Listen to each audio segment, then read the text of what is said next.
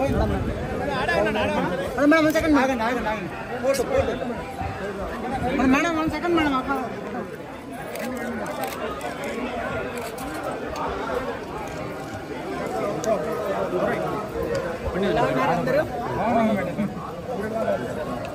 Happy birthday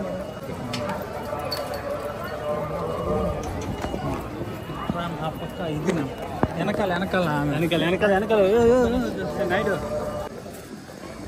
చాలా రోజుల తర్వాత అందరినీ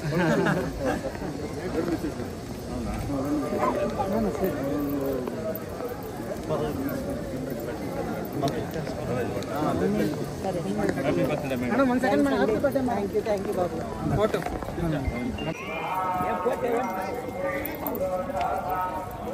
బాబు మిమ్మల్ని అందరినీ చూసి నాకు చాలా ఆనందం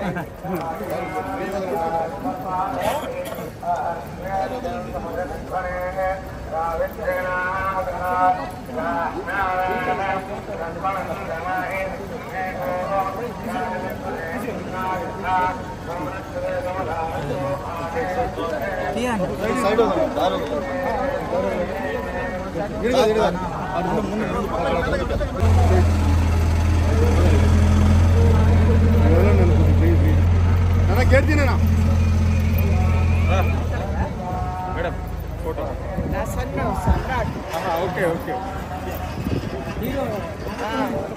సార్ ఇక్కడ నుంచి అడిగినాం అదే మేడం ఫోటో సార్ నీళ్ళు ఉన్నాయి కొంచెం ముందుగా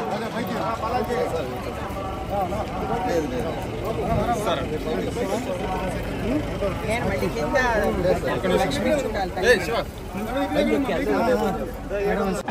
ఈరోజు జన్మదిన సందర్భంగా నేను స్వామివారిని దర్శించుకోవడానికి వచ్చాను. నేను ప్రతి బర్త్డేకి నా జన్మదిన సందర్భంగా నేను స్వామివారిని దర్శించుకోవడానికి వస్తూ ఉంటాను. ఆ స్వామి మన ఆంధ్ర ప్రజలకి అలాగే ఆంధ్ర ప్రజలకి రాజధాని ఇవ్వాలని, ఆంధ్ర ప్రజలు సుఖంగా ఉండాలని, ఆంధ్ర ప్రజలు రైతులందరూ కూడా సుఖశాంతులతోటి ఆనందంగా ఉండాలని నేను మనస్ఫూర్తిగా కోరుకుంటున్నాను. ఈరోజు ఆ స్వామి కరుణ వల్ల, ఆ స్వామి ఇచ్చినటువంటి సౌభాగ్యం నాకు ఈరోజు ఆయన దర్శన భాగ్యం నాకు కలిగింది. కాబట్టి ఇక్కడ ఉన్నటువంటి ప్రజలందరికీ కూడా నేను ఆయన ఆశీర్వాదం, నేను తెలుగు బిడ్డగా తెలుగువారి ఆశీర్వాదం కోసం నేను ఈరోజు ఇక్కడ ఉన్నాను. కాబట్టి మీ అందరికీ కూడా నేను ధన్యవాదాలు తెలియజేస్తాను. రాబోయే ఎన్నికల్లో మీ ప్రణాళికలు ఎలా ఉండబోతున్నాయి? పోటీ చేయబోతున్నారా? ప్రచారాలకి పరిమితంగా పోతున్నారు? అంటే నేను ప్రస్తుతానికి భారతీయ జనతా పార్టీలో ఉన్నాను, బీజేపీలో ఉన్నాను నేను. అయితే శీర్ష నేతృత్వంలో ఉన్నటువంటి వారందరికీ కూడా తెలుసు అంటే నేను ఆంధ్రుల బిడ్డనని. కాబట్టి నాకైతే ఇక్కడి నుంచి నాకు అవకాశం వస్తే తప్పకుండా నేను ప్రజలకు సేవ చేయాలి అనేది నా మనసు.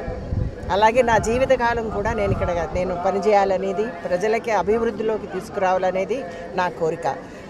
నాకు టికెట్ ఇక్కడ లేకపోతే కనుక ఆ పైన ఉన్నటువంటి శీర్ష నేతాగణ్ వాళ్ళు ఉన్నటువంటి ఆలోచన ఇంతకంటే మంచిదే కావచ్చు.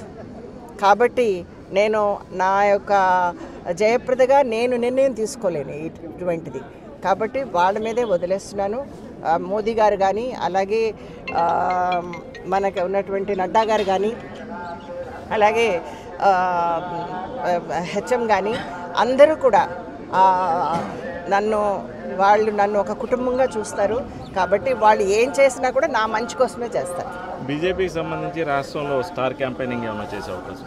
అది నేను నిర్ణయించలేను కదా, అక్కడి నుంచి లిస్ట్ వస్తుంది. మీ వైపు నుంచి ఆ ప్రయత్నం ఏమైనా జరుగుతుంది? అంటే పోటీ చేయాలన్నట్టు కోరికనే ఉన్న మీ అగ్రనాయకత్వం? నేను యూపీలో ఉన్నా, నేను ఆంధ్ర బిడ్డనే.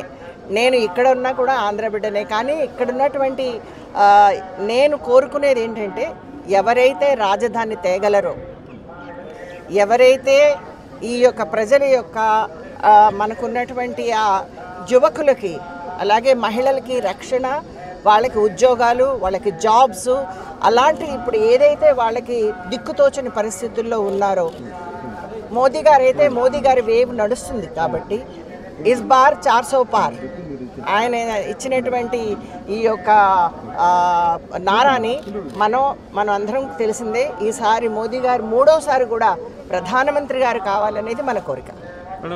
నాకు పవన్ కళ్యాణ్ అంటే నాకు చాలా ఇష్టం, బాలకృష్ణ గారు అంటే నాకు చాలా ఇష్టం, అలాగే చంద్రబాబు గారు అంటే నాకు ఎంతో గౌరవం, అలాగే మోదీ గారి పార్టీలోనే నేను ఉన్నాను, బీజేపీలోనే ఉన్నాను నేను.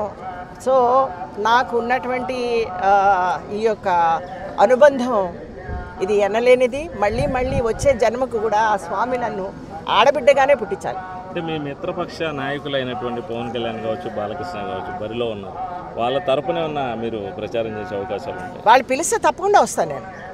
అంటే వాళ్ళు ఇప్పుడు నేను పిలవని పేరెంటానికి రాలేను. సో నన్ను వేరే స్టేట్స్ కూడా పంపుతున్నారు.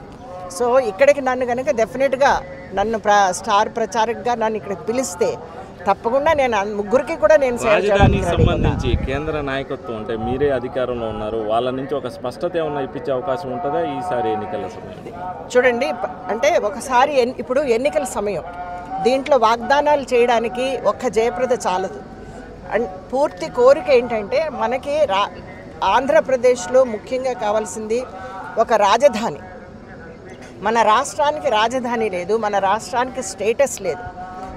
అది కావాలని నేను కోరుకుంటున్నాను. దానికోసం ప్రయత్నం చేద్దాం.